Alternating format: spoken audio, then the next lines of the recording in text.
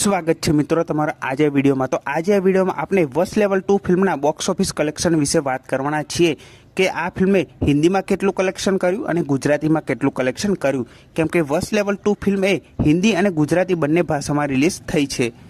તો સૌથી પહેલાં આપણે વાત કરીશું કે વસ લેવલ 2 ફિલ્મે હિન્દીમાં કેટલું કલેક્શન કર્યું।